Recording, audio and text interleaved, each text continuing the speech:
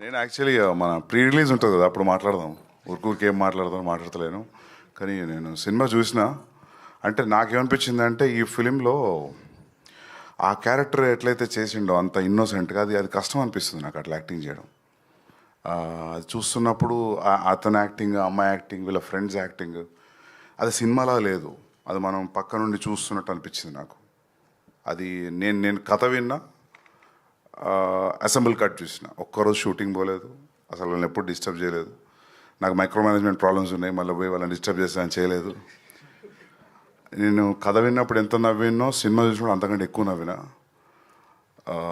Super hilarious ride, అదైతే చెప్పగలుగుతా. ఇంకొంచెం ముందుకు పోయేంత కొంచెం మాట్లాడదాం. యా, అండ్ ఫస్ట్ టైం మా భద్రకాళి ఫిలింకి క్లీన్ యూబై వస్తుంది. ఎప్పుడే వచ్చేటి. సో ఎన్నిసార్లు ఫ్యామిలీతో రమ్మన్నా రాలేదు, ఈసారి అయితే రండి.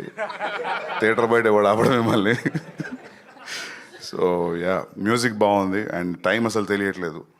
మిక్సింగ్ ల్యాబ్లో చూసి నేను అరే అప్పుడే ఇంటర్వ్యూలు వచ్చిందా అనుకున్నా. అంటే మన సినిమా అందుకే అంటున్నా కదా, కొద్ది మెల్ల మాట్లాడదాం, ఎక్కువ డబ్బా కొట్టినట్టు ఉంటుంది. బట్ మీకు అందరూ నచ్చిందా ట్రైలర్ ఎట్లతో సినిమా అట్లే ఉంటుంది throughout. Yeah, thank you. Okay, స్పిరిట్లో మీకు రోమాంచకం మూమెంట్ ఏంటి? స్పిరిట్లో ప్రభాస్ అన్నతో సినిమా చేయడమే రోమాంచక మూమెంట్. థ్యాంక్ యూ అండి, థ్యాంక్ యూ సో మచ్.